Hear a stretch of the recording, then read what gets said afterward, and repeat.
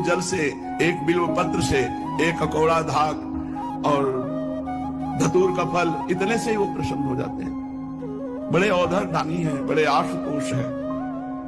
बिना भगवान शंकर की कृपा के हरि नाम में प्रीति नहीं होती, हरि चरणों में प्रीति नहीं होती। अगर किसी की हरि चरणों में प्रीति है तो देवादिदेव महाशंकर ने की आराधना हुई है पीछे। बड़े बड़े महापुरुषों के जीवन चरित्र में पाया गया कि शिव आराधन में तत्पर रहे। पूज्य राधा बाबा, नरसिंह मेहता जी, बड़े बड़े महापुरुषों को भगवान शंकर की कृपा से, हरि भक्ति की कृपा से धाम नाम में प्रेम, राधा नाम में प्रेम, राधा धाम में प्रेम। तो जिसको हरिनाम में प्रीति ना हो रही वो भगवान शंकर से प्रार्थना करे, भगवान शंकर की आराधना करे, निश्चित हरिनाम भक्ति उसके हृदय में जागृत हो जाएगी। नाम जागृत हो जाएगा, हरि भक्ति जागृत हो जाएगी। अयोध्या वासियों से भगवान श्री राम बैठाल करके हाथ जोड़ के कहते हैं, और वो एक गुपुत मत सब ही कहो कर जोरी, शंकर भजन बिना नर भगति न पावई मोरी, जा पर कृपा न करही पुरारी, सो न पाव मुनि भगति हमारी। शिवद्रोही ममदास कहावा, सो नर मोही सपने हूं नहीं भावा। भगवान श्री राम जी के हे अयोध्यावासियों, मैं हाथ जोड़कर सबसे प्रार्थना करता हूं, एक अपने मन की गुप्त बात कहता हूं। भगवान शंकर के भजन के बिना कोई मेरी भक्ति नहीं प्राप्त कर सकता। अगर कोई भगवान शंकर से द्रोह करे, मेरा दास कहलाए, तो स्वप्न में भी मुझे वो अच्छा नहीं लगता। जिस पर भगवान त्रिपुरारी महादेव जी की कृपा नहीं होती वो मेरी भक्ति को प्राप्त नहीं होता। इसलिए बाबा भी कह रहे हैं, यदि हरि भक्ति हरि नाम में प्रीति ना हो रही हो तो शंकर जी को एक लोटा जल चढ़ा दिया करो। रुपया, मान सम्मान, सफलता, विजय, स्वास्थ्य और आज्ञाकारी नौकर, सब कुछ मिल गया है तुम्हें, पर नाम जप नहीं तो सब बेकार हो जाएगा तुम्हारा। इसलिए तुम नाम जप करो, चाहे राम बोलो, चाहे हरि बोलो, चाहे कृष्ण बोलो, चाहे काली बोलो, चाहे दुर्गा बोलो, चाहे राधा बोलो, जो तुम्हें प्रिय होए खूब नाम जप करो। नाम ही वो साधन है, केवल नाम को पकड़ ले तो संपूर्ण भक्ति हृदय में प्रकाशित हो जाए। कलयुग है और कोई साधना चलने वाली नहीं है। 10-5 दिन भले कुछ चला लो, इसके बाद फिर वहीं आ जाओगे।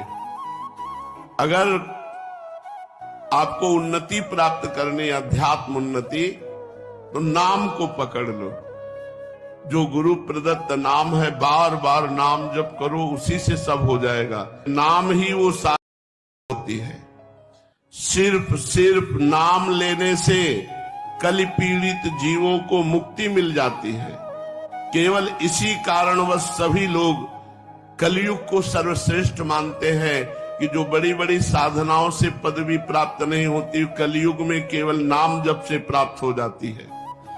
अन्य युग के बड़े बड़े महापुरुष कलयुग में जन्म लेने की इच्छा रखते हैं। जो लोग नाम का आश्रय लेते हैं, भगवान को नैवेद्य लगा के पाते हैं और अपने आचरण ठीक रखते हैं, वो बहुत जल्दी जीवन मुक्त हो जाते हैं।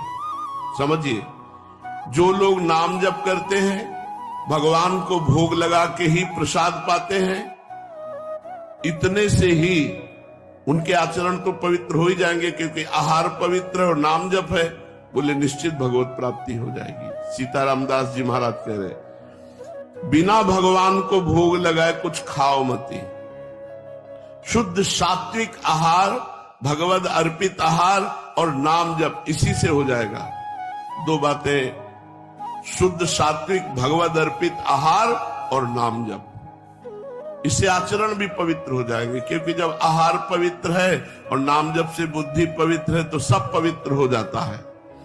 जो व्यक्ति सदैव नाम स्मरण करता है और पराई माताओं बहनों की तरफ गंदी दृष्टि नहीं रखता, पवित्र भोजन कर, लेकिन पहली पूजा गुरुदेव की, जब हम पूजा करने के लिए बैठे तो पहले 2 पुष्प गुरुदेव के चरणों में अर्पित करके साष्टांग प्रणाम, फिर उनसे अनुमति लेकर के श्री जी की सेवा प्रारंभ करें।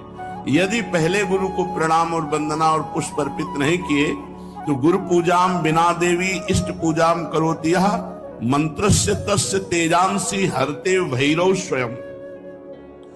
भगवान शिव कह रहे हैं, हे देवी, यदि गुरु पूजा ना करके सीधे इष्ट पूजा की जाए तो उसके मंत्र का कभी प्रकाश नहीं होगा। उसमें जो ऐसा पूजन करने वाला है तो गुरु मंत्र का प्रकाश नहीं होगा और जितनी पूजा करेगा उसका प्रभाव सब भैरव हरण कर लेगा। जो भैरव देव हैं वो अपहरण कर लेंगे, उस पूजा का प्रकाश नहीं हो पाएगा। गुरु पूजाम विनानाथ कोटि पुण्यम वृथा व्ययम अतः सर्वजने ख्यातम गुरुणा सिद्धि मापनुयात। गुरु पूजा के बिना करोड़ों प्रकार के पुण्य सब व्यर्थ हो जाते हैं। जो सिद्धि का कारण जानते हैं वो सबसे पहले गुरुदेव की पूजा करते हैं। जैसे आप तीर्थ अवगाहन करने गए तो सबसे पहले गुरु को प्रणाम करो, फिर उस तीर्थ को प्रणाम करके तीर्थ अवगाहन करो। पहले गुरु, हर समय हर क्रिया में, घर से निकलने पहले गुरुदेव को प्रणाम किया। यदि गुरु पूजा ना की जाए तो करोड़ों प्रकार के पुण्य सब व्यर्थ हो जाते हैं। प्रथम गुरु पूजा, गुरु प्रथम पूजा करने पर उसे सिद्धि लाभ होती है। यदा ददाति संतुष्टः प्रसन्नो वरदौ मनुम तदा भक्त्या धनः प्राण गुरुर यत्नेन तोषेत। जब वरदायक गुरुदेव की प्रसन्नता प्राप्त होती है, देखो जगह जगह पर भगवान श्री राम को देखा गया, मर्यादा पुरुषोत्तम है। गुरु ही प्रणाम मन ही मन कीन्हा। जब जा रहे हैं धनुष की तरफ तो पहले गुरु को प्रणाम करो, फिर उस तीर्थ को प्रणाम करके तीर्थ अवगाहन करो। पहले गुरु, हर समय हर क्रिया में, घर से निकलने पहले गुरुदेव को प्रणाम किया। यदि गुरु पूजा ना की जाए तो करोड़ों प्रकार के पुण्य सब व्यर्थ हो जाते हैं। प्रथम गुरु पूजा, गुरु प्रथम पूजा करने पर उसे सिद्धि लाभ होती है। यदा ददाति संतुष्टः प्रसन्नो वरदौ मनुम तदा भक्त्या धनः प्राण गुरुर यत्नेन तोषेत।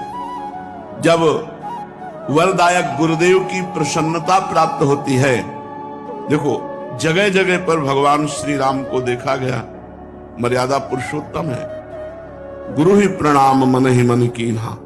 जब जा रहे हैं धनुष की तरफ तो प्रगट में प्रणाम करके आज्ञा लेकर जा रहे हैं, और जब वहां धनुष भंग करना है तो उठाकर पहले गुरु की तरफ देखा और गुरु ही प्रणाम मन ही मन कीन्हा, और फिर धनुष भंग कर। एक एक कदम पर भगवान श्री राम गुरु की आज्ञा के अनुसार चलते हैं। हमारी हर चेष्टा गुरु को सम्मुख करके होनी चाहिए।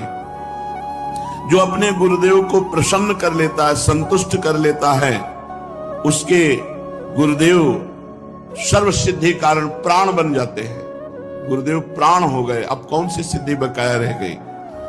भोग्य भोज्यानि वस्तूनि गुरुवे चा समर्पयेत तच्छेषमिति संचित्य चानुभूयात सुरेश्वरी। हे देवी, सभी भोग, सभी भोज्य वस्तुएं जो गुरुदेव को अर्पण करता है और फिर गुरुदेव की जूठन पाता है, अगर गुरुदेव समीप नहीं है तो उनकी छवि विराजमान करके भाव से गुरुदेव को भोग लगावे और फिर उनका उच्छिष्ट प्रगट मान करके पावे कि मेरे गुरुदेव ने पाया है। इस उच्छिष्ट पान मात्र से समस्त सात्विक वृत्तियां उदय हो जाती हैं। गंधैर मालैश्च चारवंगी पूजयेत सर्वदा गुरुम। हे सुंदरांगी देवी, जो गंध से, माला से, अन्य वस्तुओं से गुरुदेव की पूजा करता है, अगर गुरुदेव प्रगट में नहीं मिलते हैं तो उनकी छवि विराजमान करके ठीक वैसे ही भाव से करो जैसे प्रगट में गुरुदेव की पूजा कर रहे हो। हे देवी, जो व्यक्ति अपने गुरुदेव की निष्कपट भाव से सेवा भक्ति करता है और उनका जूठन पाता है, महाप्रसाद, तो जितने तीर्थ आदि हैं, जितने व्रत आदि हैं, उसको कुछ करने की आवश्यकता नहीं। सब तीर्थों का फल, सब व्रतों का फल गुरु को पूजन करके, उनको भोग लगा के, उनका उच्छिष्ट पाने से प्राप्त हो जाता है। हे देवी, श्रुति कहती है कि भोग मोक्षार्थियों के लिए, ब्रह्मा विष्णु महेश्वर के पदाकांक्षियों के लिए केवल गुरुदेव की भक्ति ही एकमात्र उपाय है, अन्य कोई मार्ग नहीं। गुरु भक्ति के द्वारा असाध्य साधना भी साधित हो जाती है। जो असाध्य साधना है वो भी साधित हो जाती है। जैसे बहुत बड़ा पहाड़ जैसा रुई का ढेर लगा हो तो एक दिया सलाई लगाते ही भस्म हो जाते हैं। जो शिष्य महात्मा गुरुदेव का सेवा शुश्रूषा आज्ञा उनके परायण रहता है तो उसे अन्य कोई साधना नहीं करनी पड़ती। वो केवल गुरु सेवा कृपा कारणी बन जाती है और वो समस्त सिद्धियों का लाभ प्राप्त कर लेता है। उसके पाप क्षय हो जाते हैं, पुण्य राशि वर्धित होती है, सब काम उसके अलौकिक ढंग से होने लगते हैं। सब काम अलौकिक ढंग से होने लगते हैं, गुरु कृपा ही केवलम। हे देवेशी, दुख मलिन पतित तभी तक रहता है जीव जब तक वो गुरुदेव की भक्ति नहीं करता है। यदि गुरुदेव संतुष्ट ना हो तो कितनी भी बड़ी साधना कर लो, ना तो ब्रह्मा सहयोग करेंगे, ना विष्णु सहयोग करेंगे, ना महेश्वर।